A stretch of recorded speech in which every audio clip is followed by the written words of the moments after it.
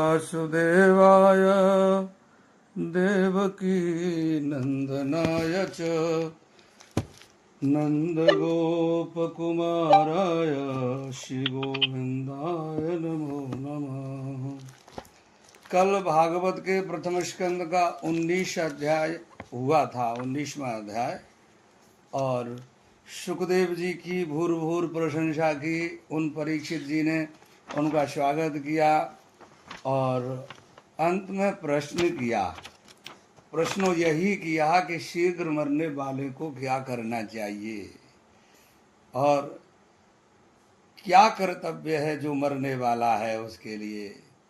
ऐसे प्रश्न उन्होंने किए थे जो सबके हित के लिए थे। ये सब चीज तो सभी के लिए चाहिए है, ऐसे प्रश्न किए। तो सुखदेव जी आज बोलना प्रारंभ कर रहे हैं। अब द्वितीय स्कंद आज से प्रारंभ हो रहा है। प्रथम स्कंद की संपन्नता हुई, अब दूसरा स्कंद शुरू हो रहा है आज से।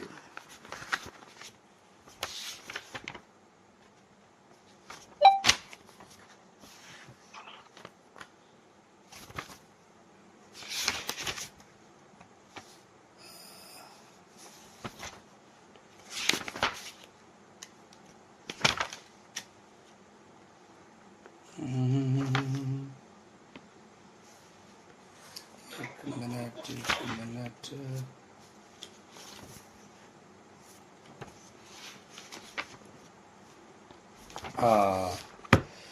तो सुखदेव जी कहते हैं परीक्षित जी से कि परियाने शते प्रश्नः कृतो लोकहितं नृपः आत्मवित् सम्मतः पुंसां श्रोतव्यादिषु यः परः। कहा कि हे परीक्षित जी, तुमने बड़ा सुंदर प्रश्न किया है। सुखदेव जी ने कहा, नृपः एष ते प्रश्नः वरीयान, तुमने जो प्रश्न किया है बड़ा उत्तम है और लोक हितम कृता ना, आपने लोक कल्याण के लिए प्रश्न किया है। श्रोतव्यादिषु यानी सुनने स्मरण करने आदि में यह पराह जो श्रेष्ठ है, सुनने में और स्मरण करने में भी वो श्रेष्ठ है। और आत्मवित् पुंसाम सम्मता, जो आत्मज्ञानी पुरुष है उनके लिए अभीष्ट है ये प्रश्न, ऐसा आपने किया है। फिर सुखदेव जी कहते हैं कि श्रोतव्याधि निराजेन्द्र नृणाम सन्ति सहस्रशः अपश्यतामात्मतत्त्वं गृहेषु गृहमेधिनाम्। राजेंद्र, गृहेषु गृहमेधिनाम् आत्मतत्त्वम्, घरों में आसक्त जो गृहस्थ और आत्मतत्त्वम् अपश्यताम, घरों में आसक्त गृहस्थ और आत्म तत्व को न देखने जानने वालों के लिए। सुखदेव जी कहते हैं कि हे परीक्षित, जो लोग घर में आसक्त हैं गृहस्थी में और आत्म तत्व को नहीं जानते, उनके लिए ऐसे निर्णाम माने मनुष्यों के लिए सहस्रशः श्रोतव्यानि सन्ति, हजारों स्मरणीय श्रवणीय कीर्तनीय आदि ये कर्तव्य है, पर लोग कर नहीं पाते। उनके लिए बहुत सारे हैं। अब देखिए, यद्यपि करना चाहिए, क्योंकि निद्रिया ह्रियते न तम व्यवाये न च वावया दिवाचारते हया राजन कुटुम्ब वर्णे न वा। राजन, उन लोगों की वयाह माने उम्र, आयु, नक्तम निद्रिया माने रात्रि की नींद लेने में चली जाती है आयु। वह व्यवाये न, अथवा स्त्री सहवास में चली जाती है। रात्रियां तो नींद लेने में और स्त्री सहवास में चली जाती हैं, ऐसे आयु क्षीण हो रही है। और दिन बोले दिवाचा अर्थ, दिन जो है धन पाने की चेष्टा में चला जाता है, अथवा कुटुंब भरने नहीं दीयते, यानी कुटुंब के भरण पोषण में बीत जाता है दिन। और देहापत्र कलत्रादि स्वात्म सैन्य स्वसत्स्वपि तेषां प्रमत्तो निधनं पश्यन्नपि न पश्यति। देह अपत्र कलत्र आदिषु, यानी देह माने शरीर, अपत्य माने पुत्र, कलत्र माने स्त्री, यानी शरीर पुत्र स्त्री आदि आत्म सैन्येषु, जी अपनी परिवार रूपी सेना है। शरीर पुत्र स्त्री आदि ये परिवार रूपी सेना के असत्सु अपि तेषां निधनं पश्यन् अपि प्रमत्तः न पश्यति। ये परिवार रूपी सेना क्या है? असत है। असत माने केवल मान्यता मात्र है, और ये सब मान्यता मात्र है। ये असत होने पर भी तेषाम निधनम, उनमें ही मृत्यु को देखता हुआ भी है। तेषाम निधनम पश्यन् अब, उनमें मृत्यु की को देखता हुआ भी प्रमत्तः, यानी उसी में लगा हुआ, असावधान होकर के उन्हीं में लगा हुआ जीव न पश्यति, देखता हुआ भी नहीं देखता है। तो तस्मात् भारत सर्वात्मा भगवान ईश्वरो हरि, श्रोतव्यः कीर्तितव्यश्च स्मर्तव्यच्चेच्यचाभयम्। तस्मात् ये भारत, भारत माने परीक्षित, इसलिए हे परीक्षित, भगवान ईश्वर हरि, जो सर्व समर्थ ईश्वर भगवान है, जो हरि है, वही श्रोतव्य, सुनने योग्य है, वही कीर्तव्य और वही स्मर्तव्य और वही स्मरण करने योग्य है। जो लोग अभय चाहने वाले हैं उनके लिए सर्व संचालक जो भगवान है, वो सबकी आत्मा भगवान है, वे हरि ही श्रोतव्या कीर्तव्या स्मृतव्या। ये पहली सरल बात बताई है परीक्षित को कि शीघ्र मरने वाले को क्या करना चाहिए। बोले उन्हीं को स्मरण करो, उन्हीं का कीर्तन करो और उन्हीं का सुनो, उन्हीं के सत्संग को। श्वास श्वास पे कृष्ण भजी, वृथा श्वास मत खोय, ना जाने जा श्वास को आवन होय न होय। प्रति क्षण उनका स्मरण कीर्तन और स्मरण करो, क्योंकि पता किसी का नहीं है कब किसको हो जाए। बड़ा हृष्ट पुष्ट है। एक संत जी थे बड़े दिव्य, जहाँ पर हम रहते थे वृंदावन में, तो उनसे अब हम बार बार पूछते थे, वो यही कहते थे कि जाना सबको है। यही कहते थे कि ये हमारा सुंदरता और हम जो जितने पहलवान हैं, ये बल और जो हम खाते हैं वो सब, अथवा धनवान हैं अथवा पद प्रतिष्ठा वाले हैं, ये सभी पद हमको बचा नहीं सकते। जाना जरूर पड़ेगा सबको, और सबको जाना है। इसलिए वो परमात्मा ही श्रवणीय, कीर्तनीय और स्मरणीय है। एतावान सांख्य योगाभ्याम स्वधर्म पर निष्ठया, जन्म लाभ पर पुंसाम अंते नारायण स्मृति। एतावान सांख्य योगाभ्याम, इतना ही वेदांत तथा योग के द्वारा स्वधर्म पर निष्ठया, अपने धर्म में दृढ़ निष्ठा रखने का जो मनुष्य जन्म का परम लाभ है। जो वेदांत और योग में जो अपने धर्म में दृढ़ निष्ठा रखने का जो चीज बताई गई है मनुष्य के लिए, वो जन्म का परम लाभ इतना ही है, चाहे वेदांत पढ़ो चाहे योग करो। क्या कि पुंसाम अंते नारायण स्मृति, मनुष्यों की मरते समय भगवान नारायण की स्मृति हो जाए। और भाई वो नारायण की स्मृति होगी कैसे? वो जीवन में हमने जो किया है वही स्मरण होता है। जो हाँ जी, कोई कह रहा है कुछ क्या?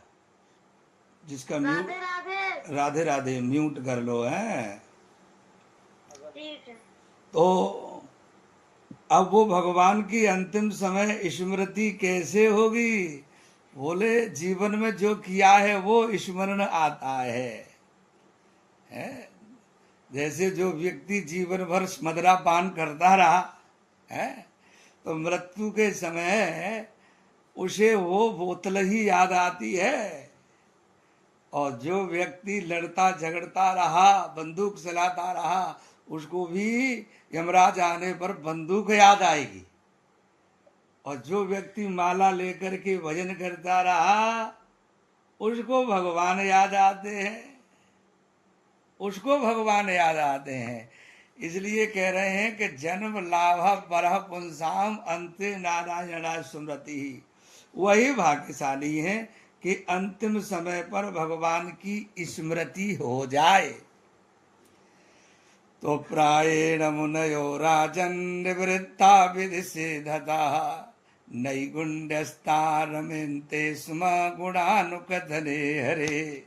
राजन, हे राजन परीक्षित, सुखदेव जी कहते हैं कि विधि निषेधता, जो विधि निषेध की बात बताई है ना, निवृत्ता, जो विधि निषेध से छूटे हुए हैं इस बंधन से। अब विधि निषेध क्या? और ये करना चाहिए, ये नहीं करना चाहिए। जो भगवत प्राप्त कर लेते हैं वो उनकी विधि निषेध छूट जाती है। तो जो विधि निषेध से छूटे हुए नैगुण्यस्ता, जो निर्गुण तत्व में स्थित हो गए हैं, उतनी पहुंच हो गई है कि निर्गुण को पहचानने लगे हैं। तो निर्गुण में जिनकी स्थिति हो गई है उन्हें फिर विधि निषेध की आवश्यकता नहीं है। कर्तव्य अकर्तव्य उनका सब कोई कर्तव्य नहीं रहता। ऐसे मुनिगण भी प्रायेणा हरे, जो जिनकी निर्गुण में स्थिति हो जाती है और विधि निषेध से ऊपर उठ चुके हैं, वो भी श्री हरि के गुणान अनुकथने रमनते स्म। वो भी बार बार वर्णन करते हैं भगवान के गुणों को और आनंद लेते हैं। लो, जो विधि निषेध के बंधन से छूट गए हैं, इतनी वो तपस्वी यशस्वी संत बन गए हैं और निर्गुण में जिनकी स्थिति हो गई है, ऐसे मुनिगण भी भगवान हरि के गुणों का बार बार वर्णन करने में आनंद लेते रहते हैं। ये सुखदेव जी परीक्षित जी से कह रहे हैं। तो इदं भागवतं नाम पुराणं ब्रह्म संहितं अधीतवान् द्वापरादौ पितुर्द्वैपायनादहम्। इदं भागवतम नाम, इस भागवत नामक वेद सम्मतम पुराण को अहम पितु द्वैपायना द्वापर आदौ अधीतवान, मैंने अपने पिता वेद व्यास जी से द्वापर के अंत में कलयुग के प्रारंभ में पढ़ा था। ये जो भागवत नामक ग्रंथ है ना, जो वेद सम्मत है, वेद सम्मत माने वेद में, वेद का प्रमाण है कि जो वेद में है वही बताया गया है इस भागवत में। और इसको मैंने द्वैपायन माने वेद व्यास जी से द्वापर के अंत में और कलयुग के प्रारंभ में अध्ययन किया था। परिनिष्ठतो नैगुण्या उत्तम श्लोक लीलया गृहीत चेता राजर्षे आख्यानम यदधीतवान। राजर्षे, हे राजर्षि परीक्षित, नैर्गुण्यस्ता यानी निर्गुण तत्व में परनिष्ठता, दृढ़ निष्ठा होने पर भी यदि आप इतने यश से, तप से, इतने तपस्वी हो गए हो, भगवत कृपा प्राप्त हो गए हो, जिससे आपकी निर्गुण में स्थिति लग गई है भक्ति योग के द्वारा, तो भी उत्तम श्लोक लीलया चेता ग्रहीता, पवित्र कीर्ति भगवान की लीला के द्वारा मेरा चित्त ग्रहीता। ओ सुखदेव जी कह रहे हैं, बोले मेरी स्थिति तो निर्गुण में थी, मैं निर्गुण तत्व में पहुंच चुका था, फिर भी पवित्र कीर्ति भगवान की लीला के द्वारा मेरा चित्त ग्रहीता, पकड़ लिया गया। यथ आख्यानम अधीतवान, इसलिए मैं श्रीमद् भागवत की कथा को अध्ययन किया हूँ। हाँ, व्यास जी के शिष्यों ने समाधि के समय सुखदेव जी के पे जब सुखदेव जी को वन से लाए थे ना, तो 2 श्लोक सुनाए थे ना, जो हम पहले सुना चुके हैं। भगवान की दयालुता, कितने दयालु हैं, जो उनको मार रहा हो उसको भी अपना धाम दे देते हैं रहने के लिए।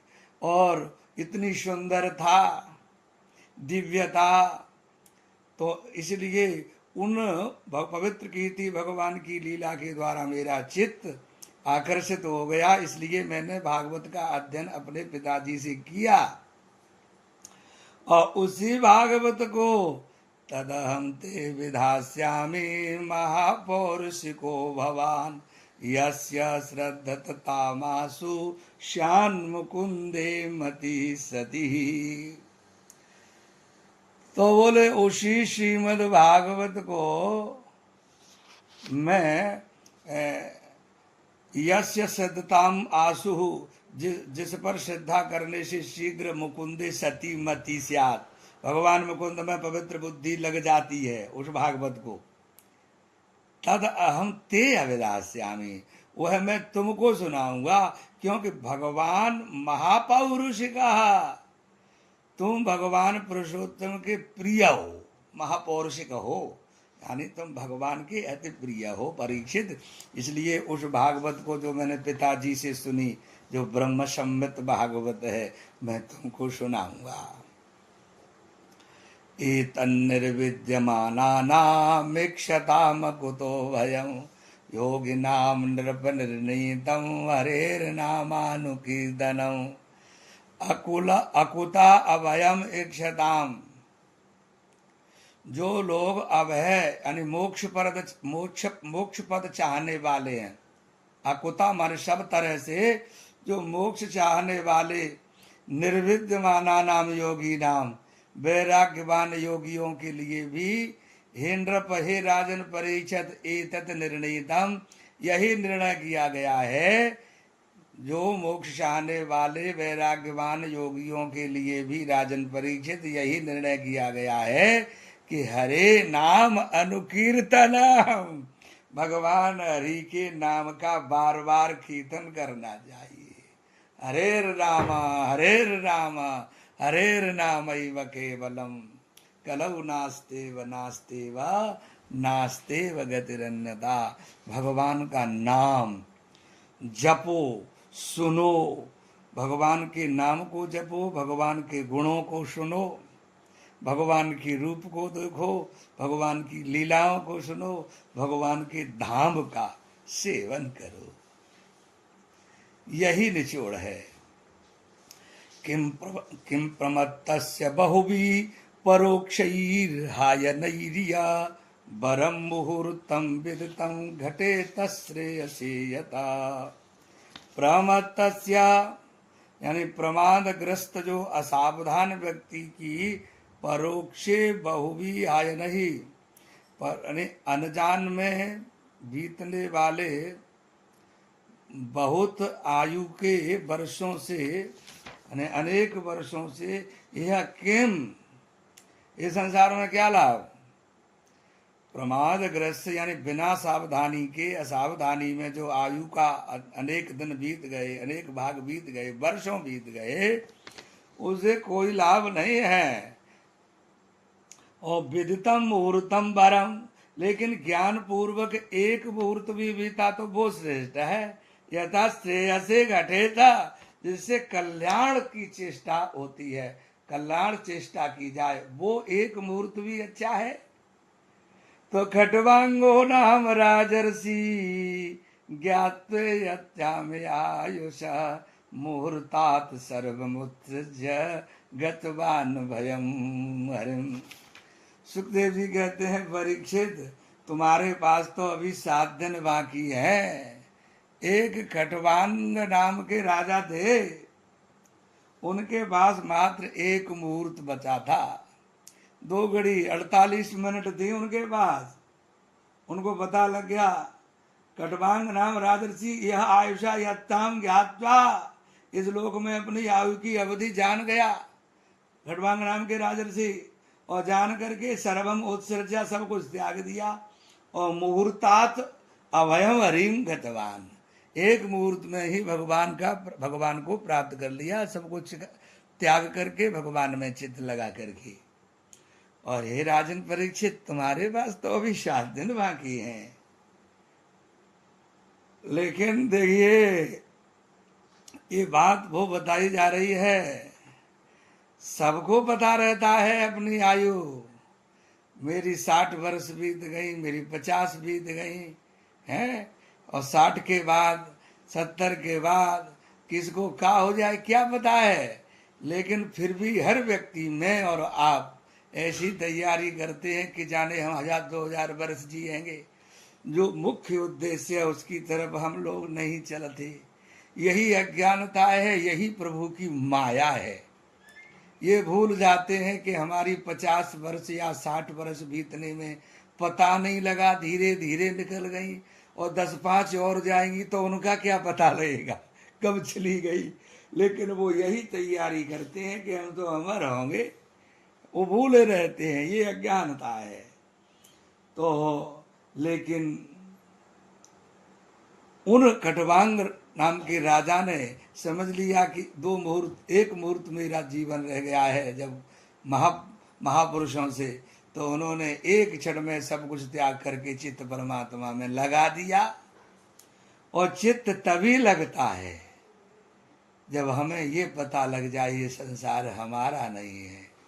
लेकिन एक दिन आयु शेष रहने पर भी हम अपनों को अपना मानते रहें। एक माता जी कहती कि मुझे लगता है भगवान मुझे लेता ही नहीं, मैं इतनी बूढ़ी हो गई, एक माता जी कह रही थी। पर मुझे ऐसा लगता है कि हमारे बच्चे कैसे रहेंगे हैं, और न जाने मैं कहाँ जाऊंगी। वैसे तो मैं चली जाती, पर मेरे बच्चे अकेले रह जाएंगे वृद्धावस्था में भी है, ऐसा मोह रहता है। तो तथापि तरी कौरव्या सप्ताहम जीवितावधि उपकल्पय तत्सर्वं तावद्यद सांपरायगं। कौरव्या, हे परीक्षित, क्योंकि तब अभी तुम्हारी भी एता जीविता अवधि, तुम्हारी भी यहाँ जीवन की अवधि 7 दिन की है, तुमको भी पता लग गया है 7 दिन बाद तक्षक नाग डसेगा। तावत यत सांप्रायिकम, तब तक जो पारलौकिक हित के लिए तत्सर्वम उपकल्प है, जो हो सकता है वह सब कर लो। तुम भी भगवान में चित्त लगाने का तरीका ये सुखदेव जी ने कहा, क्योंकि अंत काले तो पुरुषा आगते गत साध्वस छिन्द्याद संग शस्त्रेण स्प्रयाम देनुए जदम। पुरुषः तु अंत काले आगते, पुरुष जो है क्या करे जब अंत समय आ जाए, अंत समय आने पर साध्वसा गाता, अरे घबराहट को छोड़ दे। हाँ देखिए, वास्तव में हम लोग भूल जाते हैं कि हमें क्या करना चाहिए मृत्यु के समय। घबराहट होने को डॉक्टर को बुलाओ, ये करो वो करो ये, पर लेकिन जो मुख्य जो उद्देश्य है जीवन का, उनके बच्चे लोग भूल जाते हैं जो करना चाहिए। एक अंत कर्म पूजा प्रकाश नाम के ग्रंथ था, मैंने पढ़ा, उसमें लिखा था कि अंतिम समय में कर्तव्य होता है उनके बच्चों का, माता पिताओं के पास में अंतिम समय आवे वृद्धावस्था में, उनके पास में कोई स्टूल मेज वगैरह रख करके वहाँ पर एक तुलसी का गमला रख दे, छोटा सा शालग्राम भगवान की शिला रख दे है, और उन पे तुलसी दल रखा हो, गले में माला पड़ी हो, कंठी पड़ी हो गले में, तो ऐसी स्थिति हो, रामायण अथवा भागवत की पुस्तक रखी हो, जिससे वो दूर से ही दर्शन कर सकें। और जैसे ही उनकी घबराहट हो जाने की, तुरंत उस तुलसी शालग्राम को स्नान किए हुए जल को उनके मुख में डाल दो, वही तो गंगा जी है। तो ये कर्तव्य है, हम लोग ये भूल जाते हैं। अब हम लोग डॉक्टरों के पीछे पड़े रहते हैं, लेकिन कोई व्यक्ति एक परिवार में ऐसा भी हो वो इनको भी करे, ठीक है। डॉक्टरों के चक्कर, वो भी दवा और दवा दोनों काम करती हैं। कष्ट न हो, जब तक सांस है तब तक आस की जाती है, लेकिन इन कार्यों को भी करना चाहिए। तो यहाँ पर परीक्षित जी से सुखदेव जी कहते हैं, पुरुषः तु अंत काले आगते साध्वसा गाधा, पहले तो घबराहट छोड़ दे और असंग शस्त्रेणा और आसक्ति जरूर छोड़ दे। परिवार से, पुत्र मित्र कलत्र धन से जो आसक्ति है कि ये मेरा है मेरा है, इस बात को, भाव को बिल्कुल निकाल दे। और देहे च तम अनु, यानी शरीर में, और तम अनु यानी उस शरीर से संबंध रखने वाले परिवार नाम आदि हैं, उनकी स्पृहाम छिंद्यात, उनकी स्पृहा काट दे, उनकी जो चाहना है उसे भी छोड़ दे। और गृहात प्रव्रजितो धीर पुण्ड तीर्थ जलाप्लुता शुचौ विविक्त आसीनो विधिवत कल्पितासने। परीक्षित, इसको ये पता लग जाए कि हमारा अंतिम समय आ गया है, ये तो निश्चित ही है, तो घर वाले क्या बचा लेंगे? न कोई डॉक्टर बचा पाएगा, कोई नहीं बचा पाएगा। तो फिर ऐसी स्थिति में तो गृहात धीरा गृहात प्रव्रजिता, वैसा धैर्यशाली पुरुष घर से निकल जाए और किसी गंगा, पुण्ड तीर्थ जलाप्लुता, गंगा आदि नदी के किनारे पहुंच जाए और एकांत में बैठ करके विविकता, एकांत में बैठ करके विधि पूर्वक कल्पितासने, आसन बिछा करके और उस पर आसन पर बैठ जाए। फिर अभ्यसेन मनसा शुद्धम त्रिविध ब्रह्माक्षरम परम मनो यक्षेजित श्वासो ब्रह्म बीजम अविस्मरण। फिर जो है त्रिविध ब्रह्माक्षरम परम मनसा अभ्यसेन, ने 3 अक्षर वाला जो ब्रह्माक्षर है, वेद का जो मूल है, 3 अक्षर वाला आ उ म यानी ओम, आ उ मा से मिलकर के बना है वो ओम, उसका मन से अपनी प्राणायाम आदि के द्वारा श्वासों को जीत करके उस ओंकार का स्मरण करते हुए उसी का जप करे, नदी के किनारे विराजमान होकर के, और शुद्धम मनसा, शुद्ध होकर के, और अपने मन को नियंत्रित करे, श्वास आदि रोक करके प्राणायाम करके, और चेद विषयोभ्योच्छा मनसा बुद्धि सारथी मन कर्म विराक्षिप्तम शुभारते धार ये दिया। मनसा बुद्धि सारथी, मतलब मन के द्वारा बुद्धि को सारथी बनावे, ड्राइवर बुद्धि को बनावे, मन को नहीं। खुद मन के द्वारा बुद्धि को ड्राइवर बना दे। और विषयेभ्य अक्षान्य अक्षेत, अक्षान वाले इंद्रियों को विषयेभ्य, विषय कहते हैं 5 को। बार बार ये शब्द आता है, स्मरण रखना, क्योंकि उससे समझ लेना चाहिए। ये भागवत पढ़ने से कई बार तो लोग संस्कृत का बोध हो जाता है, क्योंकि एक शब्द कई बार आता है 18,000 श्लोकों में। विषय माने शब्द, स्पर्श, रूप, रस, गंध। जो ज्ञानेन्द्रियों के जो विषय है ना, उनको ही विषय कहते हैं। ज्ञानेन्द्रिय कौन सी? नाक, कान, मुख आदि, और त्वचा। तो जैसे शब्द किसका विषय है?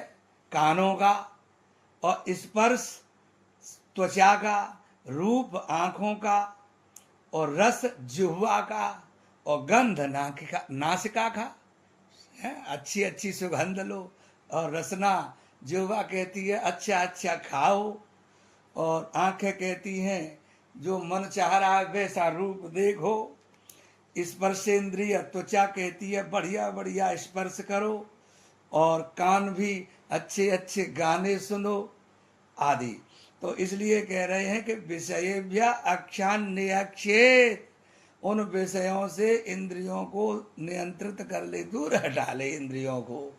और कर्म भी आक्षेप्तम मना धिया शुभ अर्थे धारयेत, जो कर्म की वासनाओं से जो आक्षिप्त यानी चंचल जो मन है, उसको बुद्धि के द्वारा दिया, माने बुद्धि के द्वारा शुभ अर्थे धारयेत, मंगलमय पदार्थ जो भगवान है उनके लिए धारण करे, उनमें लगावे मन को।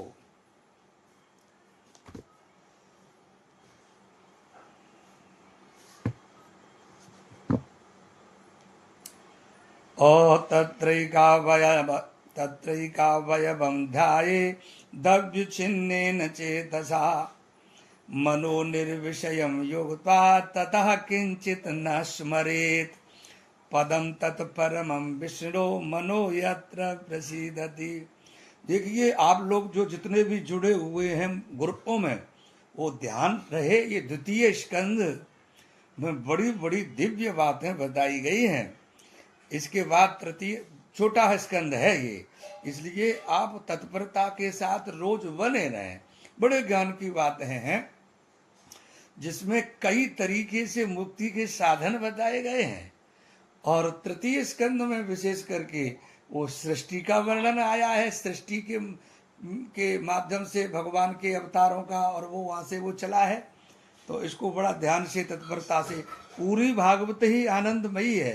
पर मैं ये बात आप लोगों से देखिए बार बार इसलिए कह देता हूँ, ध्यान लगाने के लिए कि आप जुड़े रहें, इसलिए मैं कह देता हूँ कि देखिए कि आप एक दिन रहेंगे तो उतना रोज उतना समझ नहीं आता है।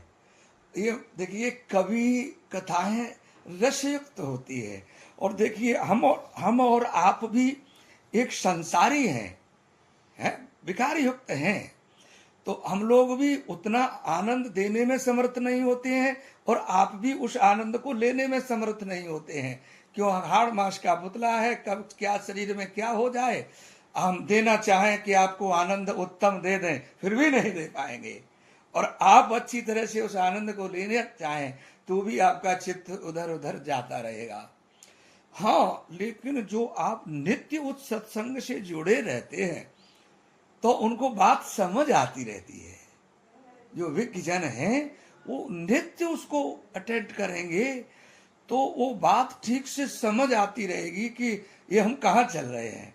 अगर हम भी आपको आनंद देने में समर्थ नहीं होंगे तो आप स्वयं भी उस आनंद पे पहुंच जाएंगे। तो इसलिए मैं ये चाहता हूं कि आप लोग नित्य ही उसको अनुपस्थिति न करें, जिससे किसी को भी आनंद की कमी ना हो। तो 19वां श्लोक चल रहा है, अभ्युचुन्नेन चेतसा, स्थिर चित्त से वहां भगवान के श्री अंगों में एक एक अवयव ध्यायेत। कहा था ना कि शुभ अर्थ है, यानी जो मंगलमय भगवान है उनमें मन को लगाए, मन को, आसन को, अपने चित्त को एकाग्र करके। फिर कहा कि स्थिर चित्त से वहां भगवान के श्री अंगों में फिर क्या करे, आसन पर बैठ करके एक एक अंग में क्रम से ध्यान करे भगवान के अंगों का। और निर्विषयम मनः योगता, इसके बाद जो निर्विषय मन हो गया, अब विषयों को बताने की आवश्यकता नहीं है। शब्द रूप रस गंध स्पर्श में जो ज्ञानेंद्रियां लगी हैं उनसे मन को हटा करके निर्विषय बना दिया। उस मन को युक्ता यानी स्थिर करके, तथा किंचित न स्मरेत, फिर संसार की किसी वस्तु का स्मरण न करे। हाँ, ये बात जोर दे करके देखिए, इसमें फिर किसी का स्मरण न करे। तथा विष्णु परमम पदम, ये तभी भगवान का जो विष्णु पद का पद है, यानी तत् माने ध्याता ध्येय रहित मन हो जाए, है ध्याता ध्यान ध्येय, ये तीनों त्रिपुटी एक हो जाती है तभी तो समाधि लगती है ध्यान में। ध्याता माने ध्यान करने वाला, ध्येय माने जिसका ध्यान किया जा रहा है, और ध्यान वस्तु, ध्यान जो कर रहे हो, ये तीनों का स्वरूप एक हो जाए, पता नहीं लगे हम कहाँ हैं। और ध्याता ध्येय रहित मन ही, उसमें मन नहीं रहता है। ऐसा व्यापक भगवान का जो परम पद है, ध्याता ध्येय रहित जो मन है वही व्यापक भगवान का परम पद है। यत्र मनः प्रसीदति, जहाँ जिस स्थिति में मन पूर्ण निर्मल हो जाता है वो परम पद में स्थित हो जाता है और वो निर्मल हो जाता है।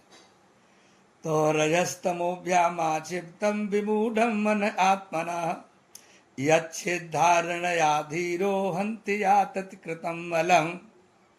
आत्मना मना अपना मन रजा आक्षिप्तम यानी रजोगुण से चंचल हो अथवा तमोभ्याम विमूढ़ा तमोगुण से विमूढ़ हो जाए हैं। अपना मन रजोगुण से चंचल हो जाए चाहे तमोगुण से विमूढ़, तमोगुण माने तामस से युक्त हो जाए, पर धीरः धारणया यच्छेत् धैर्य पूर्वक भगवान के रूप की धारणा करे। उस धारणा से मन कंट्रोल हो जाएगा। भगवान के रूप की धारणा, धारणा का शब्द देखिए बार बार आया है। धारणा माने जैसे जैसे हम संसारी वस्तु गाड़ी घोड़ा मकान फैक्ट्री उसमें चिंतन रखते हैं, हर क्षण उसके बिना नहीं रह सकते। दूसरी भाषा में कहा जाए तो एक प्रेमी प्रेमिका का और प्रेमिका एक प्रेमी का चिंतन करती है तो वो हर क्षण वो ध्यान रखती है या रखता है, उसी को धारणा कहते हैं, उसी को धारणा कहते हैं। तो वो परमात्मा भगवान के रूप की धारणा करके यह क्षेत्र उससे मन को नियंत्रण किया जा सकता है। और या तत् जो धारणा है वो है, तो वो या माने जो धारणा, तत् माने वो है क्या, वो रजोगुण से तमोगुण से उत्पन्न है जो विमूढ़ मन हो गया था, उसके कृतम मलम उसे उत्पन्न दोष को हंती नष्ट कर देगी। ये धारणा रजोगुण तमोगुण से उत्पन्न जो मल है उसके दोष को नष्ट कर देगी। तो यस्याम संधार्यमाणायाम योगिनो भक्ति लक्षणा आसु संपद्यते योग आश्रयम भद्र मीक्षता। यस्याम संधार्यमाणायाम जिस धारणा के भली प्रकार धारण करने से भद्रम कल्याण में आश्रय से भगवान स्वरूप को देखते हुए योगिना भक्ति लक्षण योगा आशु संपद्यते, योगियों में भक्ति के लक्षणों वाले भक्ति योग की शीघ्र पूर्णतः प्राप्त हो जाती है।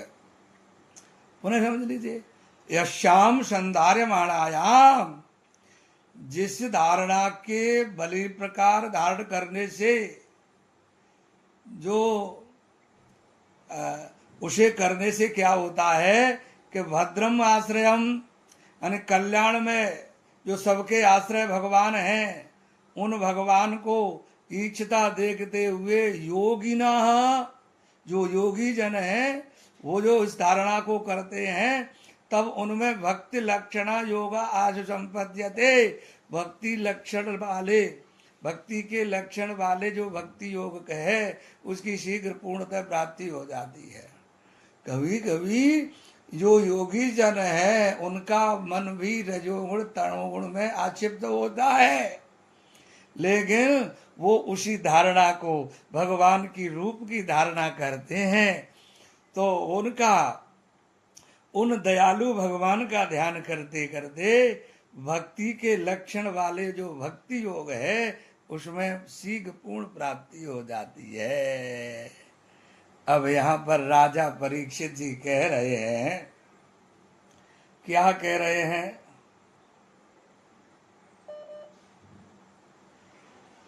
यथा संधार्यते ब्रह्म धारणा यत्र सम्मता यादृशी वा हरिर्दासु पुरुषस्य मनोमलम्।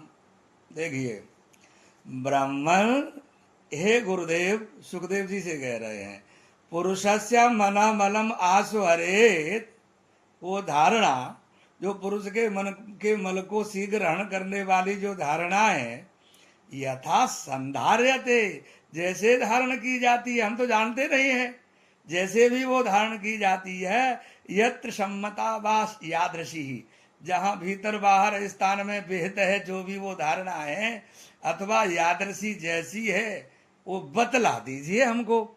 उस धारणा को हम करेंगे कैसे, ये सुखदेव जी पूछ रहे हैं। हम आप सभी संसारी लोगों के लिए वो प्रश्न करते जा रहे हैं और सुखदेव जी उत्तर देते जा रहे हैं। उसी से हम और आपको भी उस प्रश्न के उत्तर की शांति मिलती जाएगी। तो सुखदेव जी कहते हैं, जितासनो जित श्वासो जित संगो जितेन्द्रिया स्थूले भगवतो रूपे मन संधारये धिया। पहले जितेंद्रिय बन जाओ परीक्षित, इंद्रियों को जीतना होगा। और फिर जित संगा, देखिए जो इंद्रिय है ना, अपना अपना सुख हर इंद्री भगती है। जो 11 मन तो ड्राइवर रहता ही है, लेकिन जो 10 इंद्रियां हैं वो अपने अपने विषय की तरफ भगती है। जो उनको प्रिय है वो वस्तु मिल जाए, पर उनको जीतो। और फिर जित संगा, फिर आसक्ति को भी जीतना होगा। आसक्ति जीतनी होगी। आसक्ति है ना, मैं पत्नी के बिना नहीं रह सकता, मैं पुत्र के बिना नहीं रह सकता, मैं क्या होगा, इन्होंने हमको भगा दिया तो क्या होगा। अरे भगवान संरक्षण में है तो हमें तीर्थ में जाऊंगा तो मेरे को चाय कौन दिलाएगा, मेरी फैक्ट्री चलेगी तो क्या होगा। भगवान पर विश्वास नहीं है, बड़े पीड़ित रहते हैं। तो वो जित संगा, अरे धन, ये शास्त्र कहता है कि धन कमाना हम लोगों का धर्म है और विवाह करना भी धर्म है, बच्चे पैदा करना भी धर्म है, फैक्ट्री लगाना भी धर्म है, नौकरी करना भी धर्म है। हाँ, शास्त्र कहता है। लेकिन इन सब को अपना कहना ये उचित नहीं है। ये हमारे नहीं है, नहीं है, नहीं है। ये परमात्मा ने हमको अमुक अमुक कार्यों में मुनीम के रूप में लगा दिया है और हम बेईमानी कर बैठते हैं। ये मेरा बेटा, ये मेरी पत्नी, ये मेरा मकान मेरा है, मैंने कमाया है। अरे तुम कहां से कमा लोगे, हैं? भगवान वर्षा नहीं करेंगे तो पानी की इतनी शुष्कता हो जाएगी, पृथ्वी के अंदर भी नहीं मिलेगा। आप कौन हो, आप क्या क्या सामर्थ्य है। हवा चलना बंद हो जाएगी, कितने भी कूलर एसी चला देना, नहीं मिलेगी, है? तो आकाश नहीं होगा तो आप घूमोगे कैसे, जाओगे कैसे, किसका है ये, किसने बनाया। लेकिन हम खामखा आसक्ति किए हुए हैं, ये मेरा है, मैं इसके बिना नहीं रह सकता। तो उस परीक्षित जितासन, सबसे पहले आसन जीतो है। आसन, आसन माने आसन नहीं जीतेंगे तो हम एक आसन पर बहुत देर तक बैठने का अभ्यास नहीं होगा तो हम भगवत भजन कैसे करेंगे। तो इसीलिए हमें आसन को भी जीतना चाहिए, चाहे किसी भी सुखासन से बैठ सके, जिससे एकाग्रत बुद्धि को करके प्राणायाम आदि करके उनका चिंतन तो तभी कर सकेंगे। आप बैठे और बैठते ही आपके घुटने में दर्द हो गया, कहीं भी दर्द होगा तो ध्यान तो भंग हो जाएगा। तो ये बचपन से ही अभ्यास करना होगा। आप कहें कि हम तो वृद्धावस्था में कर लेंगे, कभी नहीं होगा। जो बचपन से किया है, या तो मदरापान किया है, या लड़े झगड़े हो, या चुगली की है, वही मृत्यु के समय याद आएगा। और यदि आपने माला जपी है, सत्संग किया है, तो वो मृत्यु के समय याद आएगा। इसलिए आसन पर बैठने का अभ्यास प्रारंभ काल से करें और प्राणायाम भी करना चाहिए। त्रिवर्ग के लिए संध्या कर्म बताया है। हमारे ब्राह्मण क्षत्रिय वैश्य के लिए जनेऊ संस्कार अति अनिवार्य बताया गया है। ब्राह्मण के बालक का 5 वर्ष का जनेऊ संस्कार हो जाना चाहिए। एक बात बता दूं, मैं शास्त्रीय जो दीक्षा संस्कार आदि के विषय में भी बता दूं, यह लिखा हुआ है कि गृहस्थ ब्राह्मण से ही दीक्षा लेनी चाहिए। हाँ, मैं उसका प्रमाण की श्लोक दूंगा। तो बोले संत नहीं दे सकते क्या दीक्षा? बोले संत बिना दीक्षा के भी गुरुजी से भी ऊपर हैं, गुरुजी से भी ऊपर हैं, लेकिन दीक्षा का जो संस्कार, जनेऊ संस्कार आदि ही मुख्य दीक्षा है, और गायत्री उपदेश ही उत्तम दीक्षा है। तो उसका जप तप हर व्यक्ति को करना चाहिए। और जो प्रारंभ में जो 48 संस्कार हैं, उनमें 16 संस्कार से आजकल बचे हुए हैं, लोग करते हैं कुछ कुछ, उनमें से भी कुछ 2-4 ही कर पाते हैं। कोई तो केवल 2 ही संस्कार जानते हैं, जन्म वाला और मरण वाला, और एक तीसरा विवाह वाला जानते हैं, बाकी संस्कारों को नहीं। लेकिन मैं कहूंगा जनेऊ संस्कार जरूर कराना चाहिए। तो जनेऊ संस्कार होने के बाद में संध्या काल बताते, संध्या की विधि ब्राह्मण लोग बताते हैं।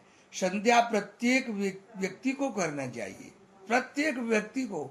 संध्या एक भगवान से चित्त लगाने का तरीका है। उसमें 3 विशेष चीज हैं। एक प्राणायाम, प्राणायाम का मतलब है कि चित्त को शुद्ध करके, और वो अनुलोम विलोम नहीं होता है, वो पूरक कुंभक रेचक नाम का प्राणायाम होता है। कभी समय रहेगा तो हमारे साथ में योगाचार्य ग्रुप में जुड़े हुए हैं, कभी वीडियो पर बताया जाएगा कि पूरक कुंभक रेचक प्राणायाम क्या होता है। प्रत्येक व्यक्ति को करना चाहिए। मैं कहता हूं जो नृत्य करता है उसको जुकाम तक नहीं होगा, ये निरोग, सारे रोग दूर हो जाते हैं। पूरक कुंभक रेचक, अनुलोम विलोम की बात नहीं कर रहा हूं मैं। और इसके बाद में जो संध्या में विधि बताई गई है, दूसरी विधि सूर्य अर्घ। सूर्य भगवान प्रत्यक्ष देवता हैं, उनको जल दान करना और गायत्री का जाप करना, ये संध्या में बताई गई है। और संतों की जो संध्या है, वो जो भी जिस वस्तु के अध्यात्म में उपासक हैं, जिस संप्रदाय में हैं, वही उनकी संध्या है, उसकी उपासना करना ही। तो इसलिए मैंने ये बात बताई कि यहाँ पर बात बताई है कि आसन जी तो फिर श्वास, वो प्राणायाम के द्वारा जीती जाती है। लोग पहले संध्या करते थे तो वो नित्य ही प्राणायाम तो करते ही थे। फिर आसक्ति को जीतो है, आसक्ति को जीतो, जो मैंने बताया कि ये अपना अपना अपना कुछ नहीं अपना, और केवल कर्तव्य मात्र करते रहो। और जितेंद्रिया, इंद्रियां जो अपना अपना विषय मांग रही हैं, उनसे उनका मुख भगवान की तरफ मोड़ दो। कई बार लोगों की शंका होती है कि भगवान की तरफ हम मुख कैसे मोड़ दें, तो मैं बता रहा हूं। देखिए, आपकी जुआ रबड़ी मांग रही है तो खाओ, लेकिन स्वयं नहीं। मुझे लगता है भगवान का भोग लगाना है, भगवान के लिए बना रहे हैं। भोजन भी क्यों बना रहे हैं? भगवान के लिए मंगा रहे हैं। और ये भोजन भगवान का है, मेरा नहीं है। भगवान को भोग लगाए बिना कुछ नहीं लेना है। जो भी संसार में करना है वो भगवान के लिए। गाड़ी क्यों लेनी है? गाड़ी इसलिए लेनी है कि हम जाते हैं अकेले तो टेम्पू में बैठ के जा सकते हैं, लेकिन ठाकुर जी भी जा सकते हैं हमारी गाड़ी में। इसलिए मैं गाड़ी में कहीं दूसरी जगह रुकती हूँ या रुकता हूँ तो ठाकुर जी भी चले जाते हैं, अथवा ठाकुर जी के लिए कुछ वस्तुएं लानी होती हैं, आदि आदि। और फिर क्या करें? जो भगवान का जो स्थूल रूप है उसमें मन को लगाओ।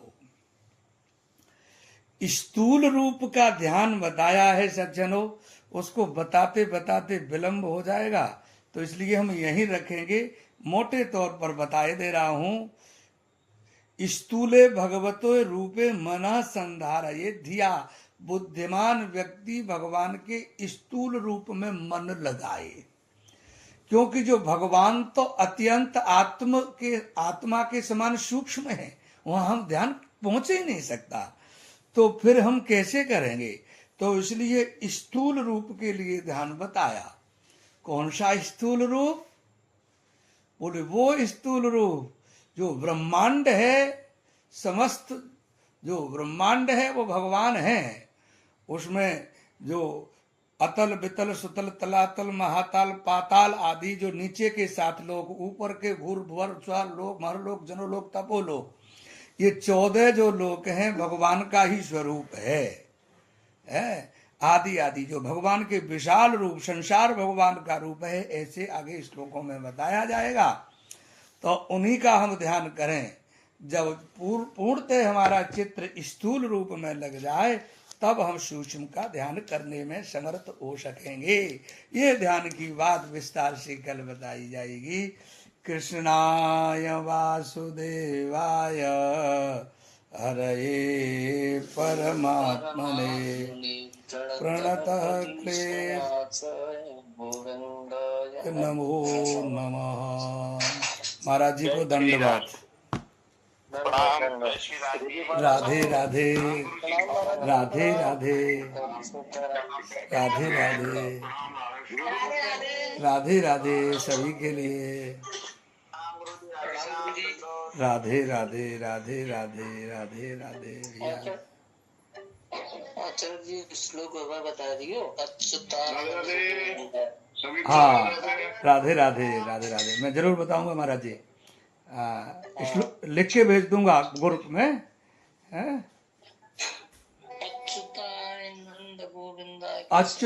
अच्युतानंत गोविंद नामोच्चारण भेषजात नश्यन्तु सकला रोगा सत्यम सत्यम वदाम्यहम्। भगवान भोलेनाथ ने पार्वती जी से कहा है कि मैं सत्य कह रहा हूं कि अच्युतानंत गोविंदा, ये जो 3 नाम है, इनका उच्चारण करने मात्र से और सारे रोग दूर हो जाते हैं, इसमें कोई भी संदेह नहीं है। ठीक है, लिख के भेजूंगा। राधे श्याम भाई साहब, राधे श्याम। जय जय श्री राधे। राधे राधे राधे राधे। ठीक है, राधे राधे राधे राधे राधे राधे गुरु जी प्रणाम। राधे राधे गुरु जी। राधे राधे राधे राधे राधे राधे राधे राधे राधे राधे राधे राधे सभी के लिए राधे राधे। सीताराम। सीताराम राधे श्याम।